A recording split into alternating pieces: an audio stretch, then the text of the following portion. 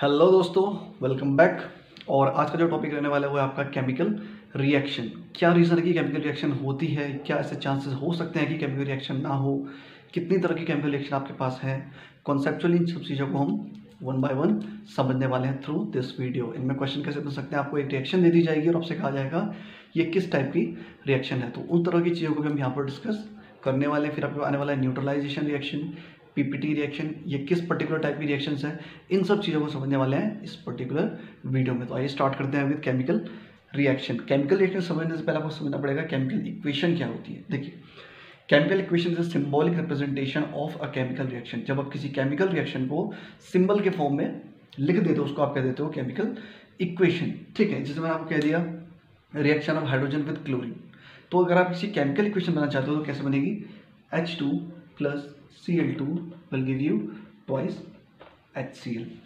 इसको कह देते हैं केमिकल इक्वेशन। और रिएक्शन क्या थी, रिएक्शन थी हाइड्रोजन की क्लोरीन के साथ। तो आपको प्रोडक्ट क्या मिला, हाइड्रोजन क्लोराइड, जिसको आप हाइड्रोक्लोरिक एसिड भी कहते हो। तो आपको पता होना चाहिए केमिकल इक्वेशन क्या चीज़ और केमिकल रिएक्शन क्या चीज़। केमिकल इक्वेशन मतलब सिंबॉलिक रिप्रेजेंटेशन, और केमिकल रिएक्शन का मतलब जहाँ पर आपकी सब्सटेंस या एक से ज़्यादा सब्सटेंस, मतलब सब्सटेंसेस भी कह सकते हो, जहाँ पर सब्सटेंस या सब्सटेंसेस क्या करते हैं, अपने अंदर केमिकल चेंज लाकर आपको एक नया प्रोडक्ट देते हैं जिसकी प्रॉपर्टी एंटायरली डिफरेंट होती है अपने सबस्ट्रेट के साथ। यहाँ पर केमिकल इक्वेशन है, क्लियर। तो आपको ध्यान रखना कि यहाँ पर न्यू प्रोडक्ट बनेगा। अगर आपका सेम प्रोडक्ट बनता है तो क्या होती है आपकी, that type of reaction comes under physical reactions. Okay, जैसे आपका आइस से वाटर बनना, वाटर से वाटर वेपर बनना, तो वहाँ पर आपको कोई नया प्रोडक्ट नहीं मिलता है, इसलिए आप उसको केमिकल रिएक्शन नहीं कह सकते। That is just a physical process. Okay, physical reaction. Okay, so chemical equation is the symbolic representation, whereas chemical reaction means where substances undergo a change to give you new substances which have properties entirely different from the substrate. इसको कहते हैं substrate। जो reaction करते हैं उसको कहते हैं आप substrate, और जो आपको RHS साइड में मिलता है उसको कह देते हो आप प्रोडक्ट। ठीक है, अब जो खास बात आपको ध्यान में रखनी चाहिए वो ये रखनी चाहिए कि सबस्ट्रेट और प्रोडक्ट में क्या डिफरेंस है। देखिए, सबस्ट्रेट की एनर्जी होती है बहुत हाई, ठीक है, और प्रोडक्ट की एनर्जी क्या होती है, low. And low energy in chemistry means stability. ठीक है, जहाँ पर आपका वर्ड आता है लो एनर्जी, समझ जाइए वहाँ पर क्या होगी, स्टेबिलिटी। इसीलिए क्या करते हैं, रिएक्शंस करते हैं। क्लियर, रिएक्शन करने का मेन कारण क्या है, ताकि आपको स्टेबिलिटी मिले, जो आपको मिलती है प्रोडक्ट से। लेकिन क्या इसका मतलब यह है कि हर प्रोडक्ट स्टेबल होगा, क्लियर, क्या ये प्रोडक्ट स्टेबल होगा, हर चीज़, हर एक रिएक्शन में प्रोडक्ट स्टेबल होगा, इसका पता आप कैसे करते हो, with help of energy only. अगर आपके प्रोडक्ट की एनर्जी बहुत ज़्यादा है कंपेयर टू सबस्ट्रेट, सबसे ज़्यादा एनर्जी निकल रही है आपकी किसकी, प्रोडक्ट की, तो आप कहोगे this reaction is not feasible, ये रिएक्शन पॉसिबल नहीं होगी। हो भी जाएगी तो क्या होगी, आपका प्रोडक्ट दोबारा टूट कर किस में बन जाएगा, सबस्ट्रेट में ही वापस आएगा। अब क्वेश्चन बनता है कि प्रोडक्ट बनेगा ही क्यों जब आपका स्टेबिलिटी नहीं आ रही है। कई बार क्या होता है, टेम्परेचर प्रेशर के कारण आपका प्रोडक्ट बन जाता है, लेकिन जब आप उसको नॉर्मल कंडीशन में लाते हो फिर से वो क्या करता है, लो एनर्जी स्टेट की तरफ भागता है, जो आपका क्या होता है, सबस्ट्रेट। क्लियर, तो रिवर्सिबल प्रोसेस में यही होता है, आपका सबस्ट्रेट बनता है प्रोडक्ट, प्रोडक्ट बनता है सबस्ट्रेट, ऐसा ही चलता रहता है because of energy only. Okay, so low energy means stability. तो कहाँ पर इक्वेशन प्रोडक्ट नहीं देगी या ये रिएक्शन फिजिबल नहीं होगी, जहाँ पर आपका प्रोडक्ट सबस्ट्रेट से ज़्यादा एनर्जी प्रोड्यूस कर रहा हो या ज़्यादा एनर्जी में हो, तो वहाँ पर आपको क्या मिलता है, वो रिएक्शन फिजिबल नहीं होती है। क्लियर, इसीलिए प्रोडक्ट बनेगा तभी जब आपका सबस्ट्रेट क्या कर रहा है, अपनी एनर्जी लूज कर रहा है। एनर्जी लूज, यहाँ पर क्या होता है, एनर्जी लूज होती है और आपका प्रोडक्ट क्या बन जाता है, stable. Stability comes only when the product has low energy. इसका आपने ग्राफ भी देखना है। देखिए ग्राफ कैसे होता है, कुछ इस तरीके से, यहाँ पर आपका क्या है, सबस्ट्रेट, और यह आपका क्या है, प्रोडक्ट, इसको कहते हैं एनर्जी। ओके, अब देखिए अगर आप इसकी एनर्जी देखते हो, इसकी एनर्जी क्या है, इस लेवल पर, सब उसका नाम देता हूँ E1। लेकिन अगर आप प्रोडक्ट की बात करते हो तो प्रोडक्ट की एनर्जी कितनी है, यहाँ पर ये है आपका E2। अब डेफिनेटली आप बता सकते हो किसकी एनर्जी लेस है, E2 की। क्लियर, तो value of E2 is here, E1 is here, E2 is less than E1 implies feasible. मतलब जिस भी रिएक्शन का ये ग्राफ होगा वहाँ पर आपको क्या मिलने वाला है, फिजिबिलिटी मिलेगी। क्यों, क्योंकि जो प्रोडक्ट की एनर्जी है वो क्या है, सबस्ट्रेट की एनर्जी से कम है। लेकिन अगर उल्टा ग्राफ बन जाए तो आपका प्रोडक्ट क्या होगा, स्टेबल नहीं होगा, वापस कहाँ जाएगा, सबस्ट्रेट में। ध्यान रखिए क्या कब होता है, जब आप ड्रास्टिक कंडीशन पर रिएक्शन करते हो तो हो सकता है आपको ऐसा प्रोडक्ट मिल जाए जिसकी एनर्जी ज़्यादा हो, लेकिन नॉर्मल कंडीशन में आने पर वो क्या करेगा, टूट कर वापस सबस्ट्रेट में ही आ जाएगा। क्लियर। यहाँ पर एक टर्म आता है आपके पास, इस एनर्जी को क्या कहते हैं, threshold energy. Threshold energy. Now what is this threshold energy? It is the minimum energy which is required for substrate to get converted to product. मतलब अगर मैं कह रहा हूँ A प्लस बी आपको दे रहा है C, मतलब यहाँ पर आपका A प्लस बी चल रहा है और यहाँ पर प्रोडक्ट क्या मिल रहा है आपको C। ठीक है, तो A प्लस बी के सारे एटम्स या मॉलिक्यूल्स प्रोडक्ट में तभी कन्वर्ट हो पाएंगे जब आप उन्हें इतनी थ्रेशोल्ड एनर्जी दे देते हो, जिसको कहते हैं एक्टिवेशन एनर्जी भी कहा जाता है, EA। Okay, this is also called as EA, activation energy. तो अगर आपके सबस्ट्रेट ने एक्टिवेशन एनर्जी को क्रॉस कर लिया है तभी वो क्या बनाता है, प्रोडक्ट। अदरवाइज जो एटम्स थ्रेशोल्ड एनर्जी या फिर एक्टिवेशन एनर्जी को अचीव नहीं कर पाते हैं वो प्रोडक्ट में कन्वर्टेबल नहीं होते हैं। क्लियर। तो ये कुछ टर्म है जो आपको याद रखना है, लेकिन मेन पॉइंट क्या है, प्रोडक्ट आपका तभी फिजिबल होगा जब आपके सबस्ट्रेट की एनर्जी क्या थी, ज़्यादा थी। क्लियर। और अगर माना आपको कुछ ऐसी रिएक्शन दे दी जाए, this type of reaction where this is the substrate E1 and this is your product energy E2, यहाँ पर आपको क्या देखने को मिला, that E2 is greater than E1, यानी प्रोडक्ट की एनर्जी सबस्ट्रेट की एनर्जी से ज़्यादा है। इसका मतलब जब आप टेम्परेचर और प्रेशर को रिमूव करोगे तो प्रोडक्ट किस में वापस आना चाहेगा, अपने सबस्ट्रेट में। क्यों, क्योंकि अब की बार लो एनर्जी किस साइड है, LHS साइड, मतलब सबस्ट्रेट की तरफ आपकी लो एनर्जी है। तो ये क्या करेगा, इस टाइप की ग्राफ अगर किसी रिएक्शन का ये ग्राफ आ रहा है तो वो क्या करेगा, रिवर्सिबल होने की कोशिश करेगा किसमें, वापस सबस्ट्रेट में। तो यहाँ पर कुछ पॉइंट जो आपको याद रखना है, low energy product, high energy your substrate. Okay, and what is activation energy, the minimum energy required for the atoms और molecules of substrate to get converted to product. Okay, so this is the reason for reaction. The reason for reaction is to achieve stability. How to? By losing energy. तो ध्यान रखिए, जब भी कोई stable product बनता है वो अपनी एनर्जी को लूज करता है। अब बात करते हैं टाइप्स ऑफ रिएक्शन। कितनी टाइप्स की रिएक्शन हमारे पास है, जरा इनको देखते हैं। ठीक है, आपके पास है 4 तरह की रिएक्शंस, वन बाय वन हर एक रिएक्शन को देखेंगे। आपके पास है 4 तरह की रिएक्शन। क्वेश्चन कैसे बनेगा, आपको कोई रिएक्शन दे दी जाएगी और आपको कहा जाएगा that the type of reaction the given reaction is of type ABCD, और आपको उसमें से चूज करना पड़ेगा ये किस टाइप की रिएक्शन है। ठीक है, तो पहली रिएक्शन जो आपके पास आती है वो है आपकी कॉम्बिनेशन रिएक्शन। कॉम्बिनेशन रिएक्शन, अब आपने क्या करना है, इस वर्ड को तोड़ देना है। कॉम्बिनेशन वर्ड बना आपका कंबाइन से, कंबाइन का मतलब जुड़ना। ठीक है, जब कोई सबस्ट्रेट जुड़कर क्या दे देगा आपको, एक सिंगल प्रोडक्ट दे देता है तो आप क्या कहते हो, that this is an example of combination reaction. जैसे अभी जो हमने एग्जांपल लिया, हाइड्रोजन कंबाइन हुआ क्लोरीन के साथ और क्या दे दिया आपको, ट्वाइस HCl। तो ये कॉम्बिनेशन रिएक्शन का एग्जांपल है। क्यों, क्योंकि आपके सबस्ट्रेट कंबाइन करके आपको क्या दे रहे हैं, एक प्रोडक्ट दे रहे हैं। ठीक है, जैसे आपका हो गया N2 की रिएक्शन कराया आपने हाइड्रोजन के साथ, ये आपको देता है ammonia, Haber's process. Okay, so while balancing up to 3 है, so this is the balanced reaction, इसको कहते हैं हैबर्स रिएक्शन। हैबर रिएक्शन में क्या हो रहा है, नाइट्रोजन कंबाइन कर रहा है हाइड्रोजन के साथ और आपको क्या दे रहा है, ammonia. Okay, so this is also type of combination reaction. How to know, when the reactants are combining to give you single product. For example, अगर आप इसको ऐसे समझना चाहो तो A+B कंबाइन करेगा और आपको AB टाइप का प्रोडक्ट दे देगा। तो इसको आप बोलते हो कॉम्बिनेशन। याद कैसे रखना है, कंबाइन, ये क्या करते हैं आपस में कंबाइन करते हो, आप इसको क्या देते हो, combination reaction. Second type of reaction that is in your course is decomposition reaction. अब डिकम्पोजिशन वर्ड को भी आपने तोड़ना है। देखिए, डिकम्पोजिशन को आप तोड़ते हो तो इसको क्या बन जाता है, इससे बन जाता है आपका डिकम्पोज। डिकम्पोज का मतलब टूटना, डिकम्पोज का मतलब टूटना। अगर मैं इन्हीं रिएक्शन को रिवर्स फॉर्म में लिखना शुरू कर दूँ तो देखिए, HCl को ब्रेक किया, क्या मिला, H2 + Cl2। HCl डिकम्पोज हो गया हाइड्रोजन और क्लोरीन में। क्लियर। सेम रिएक्शन, NH3 को आपने तोड़ा, किसमें कन्वर्ट हो गया, N2 + H2।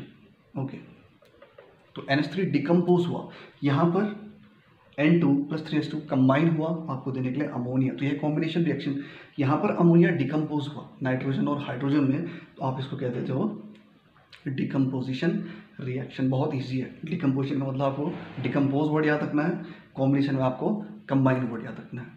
तो ये थी दो तरह की रिएक्शन। ठीक है, क्वेश्चन कैसे मिलेगा आपको, सपोज ये रिएक्शन दे दी N2+3 gives twice NH3, which of the following given types belong to this reaction. तो आपको 4 ऑप्शन दिए जाएंगे, आपको उसमें चूज करना है combination reaction. Okay, now the next type of reaction is your displacement reaction.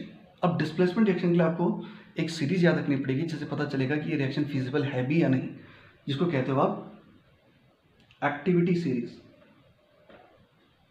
Activity series, activity series एक ऐसी सीरीज है जहां पर हायर एलिमेंट ये बताते हैं कि वो लोअर एलिमेंट को क्या कर सकते हैं, डिस्प्लेस कर सकते हैं। ठीक है, जैसा आप देखिए lithium, potassium, barium, strontium, sodium, calcium, then magnesium, aluminium, manganese, chromium, iron, cobalt, nickel, lead, hydrogen, copper, then comes your, suppose let's write Ag, then your Au. These are some of the elements which you should remember. Okay, कुछ ऐसे element जो आपको remember करने पड़ेंगे, इसके लिए आप किसी भी ट्रिक को यूज़ कर सकते हो याद करने के लिए। ठीक है, अब यहाँ से एक्टिविटी सीरीज याद करना जरूरी क्यों हो जाता है, क्योंकि आपको एक रिएक्शन दी जाएगी। फॉर एग्जाम्पल मैं यहाँ से एक रिएक्शन आपके लिए उठाता हूँ। देखिए मैंने कहा copper reacts with ZnSO4 gives CuSO4 plus Zn. Is this reaction correct or not? Question simple आपके पास है, is the reaction correct or not? So this reaction is wrong. Why?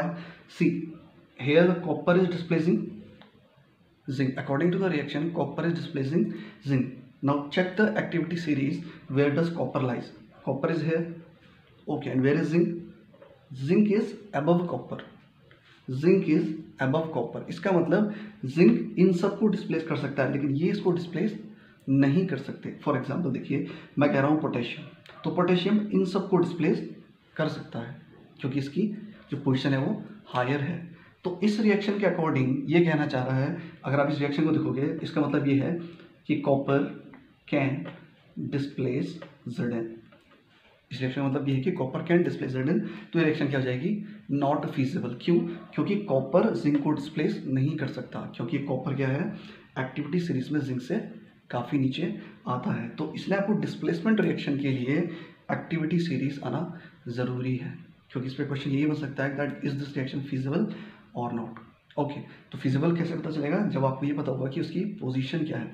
Position आपको पता लग गई तो आप आराम, जैसे हाइड्रोजन इनको डिस्प्लेस कर सकता है, लेकिन ये हाइड्रोजन को डिस्प्लेस नहीं कर सकता क्योंकि हाइड्रोजन की क्या है, एक्टिविटी या रिएक्टिविटी ज़्यादा है। क्लियर?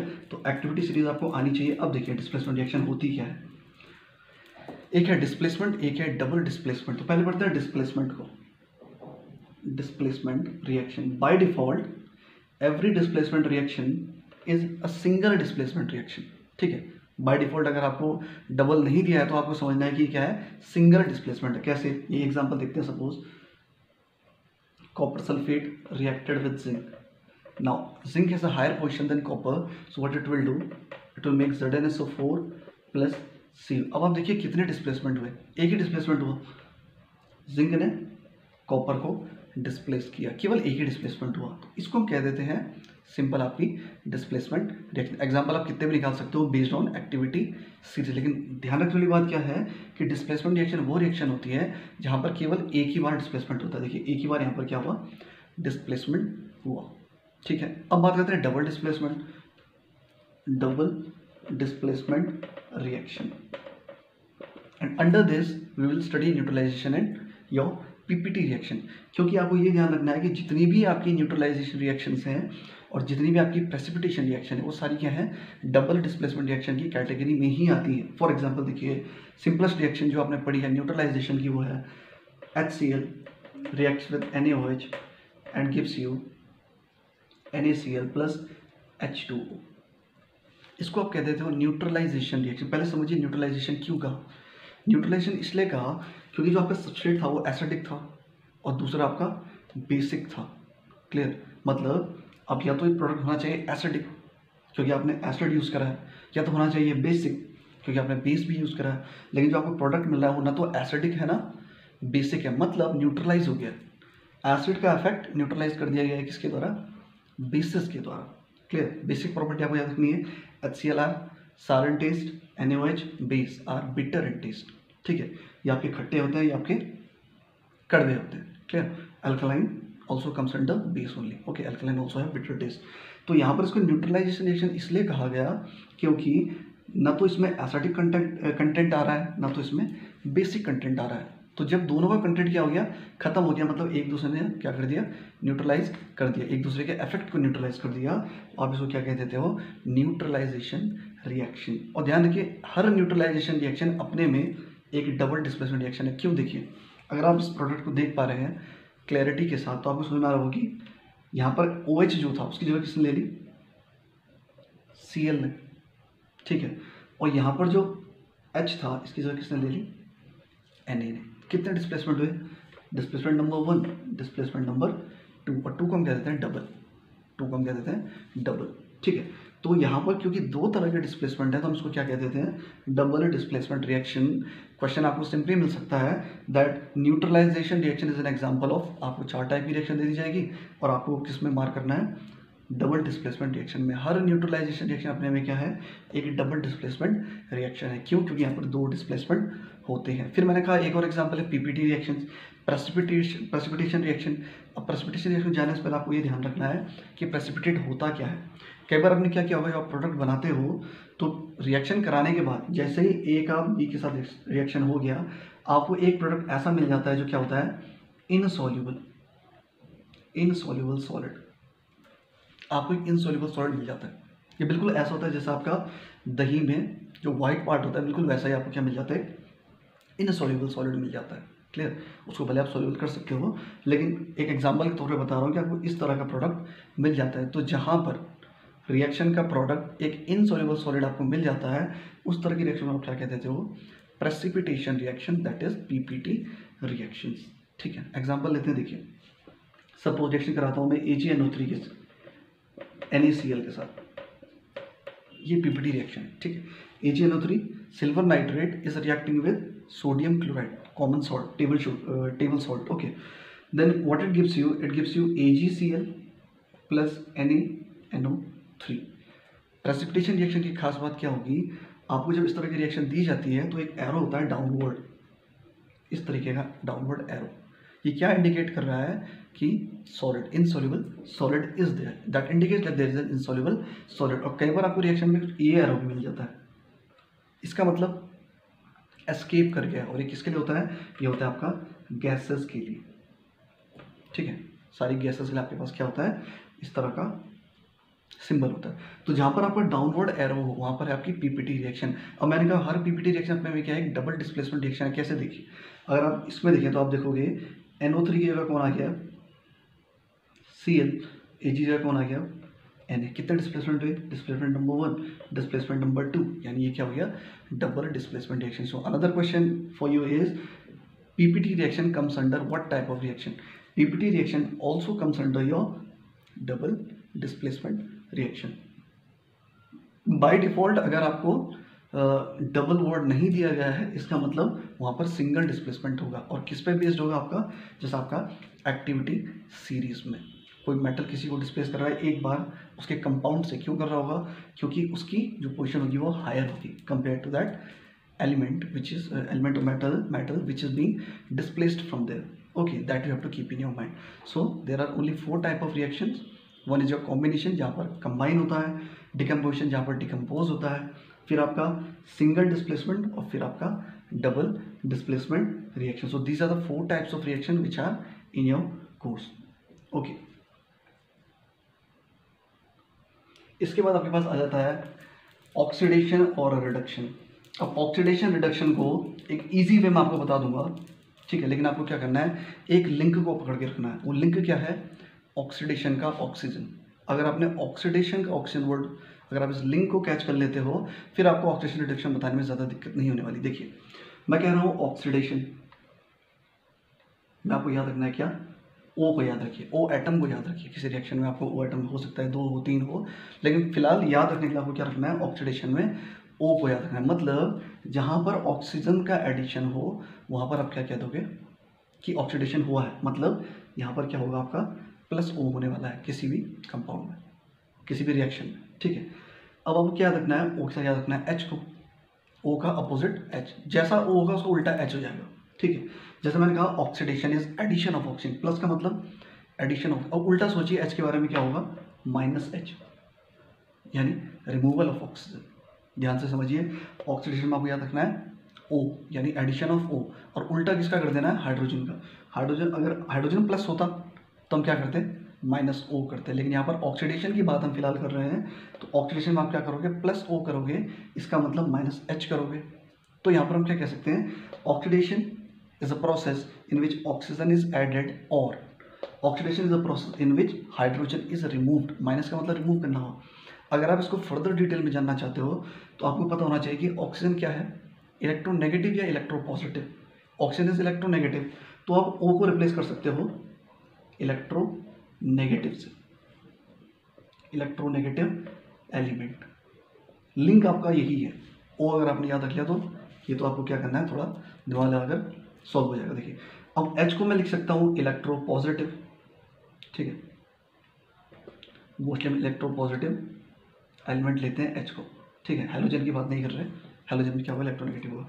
तो आपको एच को याद रखना है इलेक्ट्रोपॉजिटिव, यहाँ पर इलेक्ट्रोनेगेटिव। अब एक और डेफिनेशन बन के आती है, oxidation is a process in which electronegative element is added. क्यों, क्योंकि प्लस ओ हुआ है और इलेक्ट्रोनेगेटिव एलिमेंट क्या है, ऑक्सीजन है। तो मैं ये भी कह सकता हूँ जहाँ पर एडिशन हो जाए इलेक्ट्रोनेगेटिव एलिमेंट का, या जहाँ पर रिमूवल हो जाए इलेक्ट्रोपॉजिटिव एलिमेंट का। तो चार तरह से आपको ये ऑक्सीडेशन को आप डिफाइन कर सकते हो। एक होता है इंक्रीज इन ऑक्सीडेशन नंबर, अगर किसी चीज़ का ऑक्सीडेशन नंबर इंक्रीज हो जाए, जैसे मैं कहूँ Na है आपके पास और अब ये बन गया Na पॉजिटिव, सपोज मैंने कहा Na बन गया Na पॉजिटिव, तो अगर आप देखो Na फिलहाल क्या है, कोई चार्ज नहीं है, तो क्या होगा, जीरो।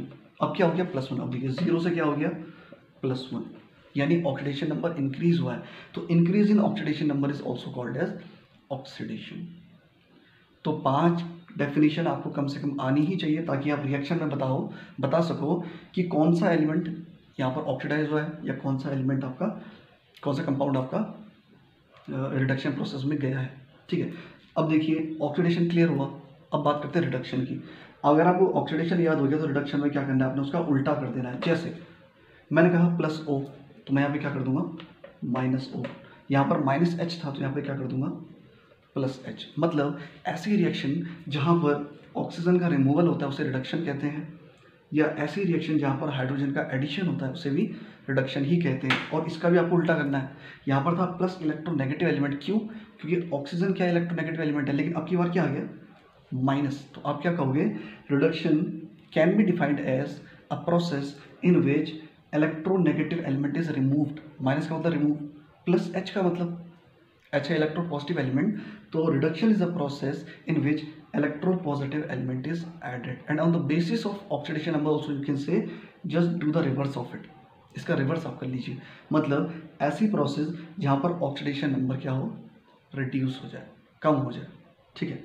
यहाँ पर ऑक्सीडेशन नंबर क्या होता है, कम हो जाता है। अगर मैं इसका उल्टा कर लूँ, Na पॉजिटिव था और Na हो गया, तो आप क्या कहोगे, +1 से 0 आ गया, मतलब ऑक्सीडेशन नंबर डिक्रीज हुआ है।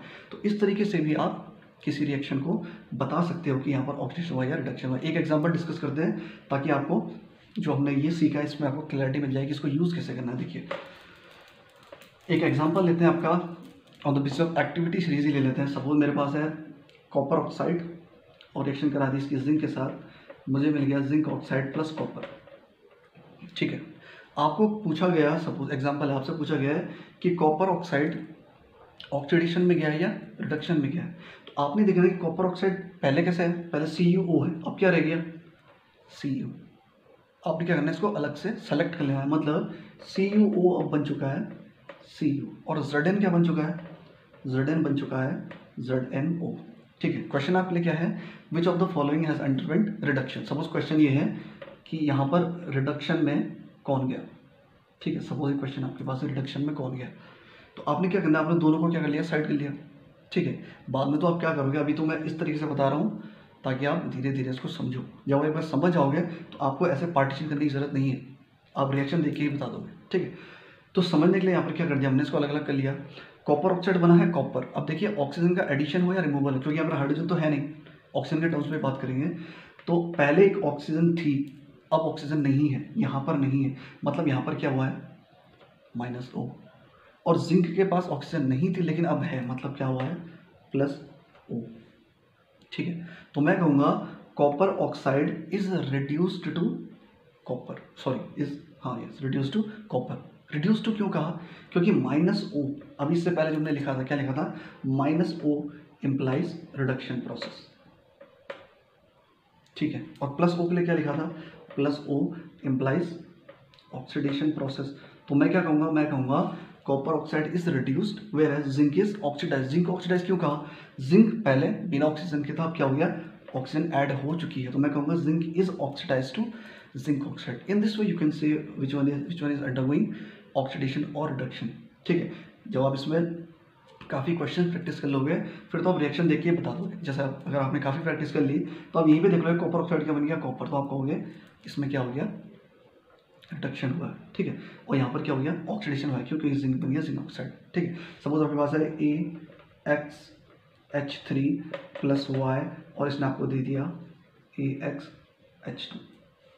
आपको कहा कि AXH3 माना कोई कंपाउंड है तो इसमें ऑक्सीडेशन हुआ या रिडक्शन हुआ। अब आप क्या देखोगे, अब आपके पास ऑक्सीजन तो है नहीं, अब आप किसके बेस पे देखोगे, हाइड्रोजन के बेस पे। पहले कितने हाइड्रोजन थे, 3, अब कितने हाइड्रोजन रह गए, 2, मतलब -H हुआ है, -H हुआ है क्योंकि पहले 3 हाइड्रोजन था, अब कितना हो गया, 2 हाइड्रोजन। इसका मतलब -H हुआ है, और -H का मतलब क्या हुआ, उल्टा याद करिए, +O।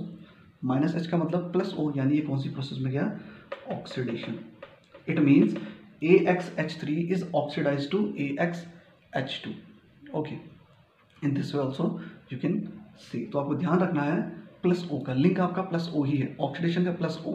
फिर आपने क्या देखना है, H में भी आए तो उसका उल्टा कर लीजिए, और डायरेक्ट आपको O में मिल जाता है तो आप ऑक्सीडेशन के बेस पर बता सकते हो कि ये ऑक्सीडेशन में है या रिडक्शन में है। ठीक है, एक और टर्म जो आपको हो सकता है आपसे पूछा जाए वो है आपका ऑक्सीडाइजिंग एजेंट या रिड्यूसिंग एजेंट। तो यहाँ पर देखिए ऑक्सीडेशन हुआ है, ठीक है, ऑक्सीडेशन हुआ है AXH3 + Y AXH2, बचा क्या, आपके पास बचा Y और आपके पास बचा H। अगर हम पूरी रिएक्शन लिखना चाहें तो आपके पास क्या बचा, YH। ठीक है, अब यहाँ पर एडिशन हुआ है हाइड्रोजन का, किसके साथ, Y के साथ, यानी ये खुद क्या हो गया, रिड्यूस हुआ, खुद क्या हो गया, रिड्यूस। तो इसको आप क्या कह दोगे, इसको आप कह दोगे ऑक्सीडाइजिंग एजेंट। ठीक है, oxidising agent are those agent which oxidises other but themselves gets reduced. अब आपको कैसे पता चला रिड्यूस हुआ, आपने क्या किया, बची हुई रिएक्शन को लिख लिया, क्योंकि यहाँ से H बचा था और यहाँ पे Y था, YH। अब YH खुद किस में गया, रिडक्शन में, मतलब रिड्यूस हुआ है। तो जो खुद रिड्यूस होता है वो किसका काम करता है, उल्टा, ऑक्सीडाइजिंग एजेंट का। ठीक है, ऐसा नहीं कि रिड्यूस हुआ तो रिड्यूसिंग एजेंट नहीं, अगर कोई चीज़ खुद रिड्यूस हो रही है वो खुद, इसका मतलब वो कैसा एजेंट था, ऑक्सीडाइजिंग एजेंट। और अगर वो खुद ऑक्सीडाइज हो जाता है तो हम क्या कह देंगे कि ये किसका एग्जाम्पल होगा, रिड्यूसिंग एजेंट का। ठीक है, फॉर एग्जाम्पल मैं कहता हूँ, इसी रिएक्शन को लेते हैं फिर से, copper oxide + zinc give you zinc oxide + copper. ठीक है, तो यहाँ पर जिंक ने किसका काम किया, जरा सोचिए, जिंक ने किसका काम किया होगा, जिंक खुद क्या हुआ, ऑक्सीडाइज या रिड्यूस, समझिए, जिंक खुद ऑक्सीडाइज हुआ या रिड्यूस हुआ, जिंक खुद क्या हुआ है, ऑक्सीडाइज। क्यों, क्योंकि इसने क्या करा, ऑक्सीजन को ऐड किया है। अब इसका उल्टा सोचिए, ऑक्सीडाइज का उल्टा क्या हो गया, रिड्यूस। ठीक है, तो आप कहोगे zinc acted as a reducing agent. तो आपको कई बार एजेंट भी पूछा जाता है। ठीक है, तो आपने ये देखना है कि जो यहाँ पर काम कर रहा है वो ऑक्सीडाइज हुआ है, रिड्यूस हुआ। अगर वो ऑक्सीडाइज हुआ है तो रिड्यूसिंग एजेंट, अगर वो रिड्यूस हुआ है तो ऑक्सीडाइजिंग एजेंट बन जाता है। अगर आप इसकी डेफिनेशन लिखना चाहते हो तो आप डेफिनेशन भी लिख सकते हो। देखिए, अगर आप बात करते हो ऑक्सीडाइजिंग एजेंट की तो आपको ध्यान रखना है, अगर कोई ऑक्सीडाइजिंग एजेंट है तो वो इटसेल्फ क्या करेगा, इटसेल्फ गेट्स रिड्यूस। बस आपको इतना याद रखना है, ऑक्सीडाइजेस अदर, क्योंकि एजेंट तो ऑक्सीडाइजिंग का है। ठीक है, जिसका एजेंट है वही काम करेगा, ऑक्सीडाइजिंग एजेंट है तो ऑक्सीडाइज ही करेगा, लेकिन खुद क्या हो जाएगा, रिड्यूस। तो आप ये पता कर सकते हो कि ऑक्सीडाइजिंग एजेंट है reducing agent on the basis of its final product. मतलब ऑक्सीडाइजिंग एजेंट अब बना क्या है, अगर ऑक्सीडाइजिंग एजेंट रिड्यूस हुआ है, रिड्यूस मतलब एडिशन ऑफ हाइड्रोजन हुआ है या रिमूवल ऑफ ऑक्सीजन हुआ है, तो आप कह दोगे ये क्या है, ऑक्सीडाइजिंग एजेंट। और इसका उल्टा अगर मैं बात करूं, कैसे पता चलेगा कि कोई रिड्यूसिंग एजेंट है, जब वो खुद क्या होगा, when it itself gets oxidising है, सॉरी रिड्यूसिंग है तो क्या हो जाएगा, इट सेल्फ गेट्स ऑक्सीडाइज्ड। जैसे अभी एक एग्जांपल था, और इसमें एक सिंपल सी बात आपको याद रखनी है, metals are good reducing agent. जो जितने भी आपके मेटल्स हैं वो क्या होते हैं, गुड रिड्यूसिंग एजेंट होते हैं। इसका उल्टा भी आप क्या कह सकते हो, आप कह सकते हो metals are bad oxidising agent. एक ही लाइन में आपके कई मीनिंग निकल सकते हैं। देखिए आपको सिर्फ याद रखना है कि मेटल्स क्या होते हैं, गुड रिड्यूसिंग एजेंट होता है। इसका उल्टा कर लीजिए, metals are bad oxidising agent. आपको यही एमसीक्यू में दे दिया जाएगा, मेटल्स आर बैड डैश, ठीक है, मेटल्स आर बैड डैश, और आपको ऑप्शन दे दिए जाएंगे। तो आपको ध्यान रखना है मेटल बैड क्या होते हैं, ऑक्सीडाइजिंग एजेंट, लेकिन गुड क्या होते हैं, रिड्यूसिंग एजेंट। ये लाइन आपको याद रखनी है। अब इसका एक और उल्टा कन्वर्स हम निकाल सकते हैं। देखिए मैं मेटल्स की बात करूँ, नॉन मेटल की बात करूँ तो नॉन मेटल्स आर गुड। अब देखिए मेटल तो गुड रिड्यूसिंग एजेंट है, तो नॉन मेटल गुड क्या होने चाहिए, ऑक्सीडाइजिंग एजेंट।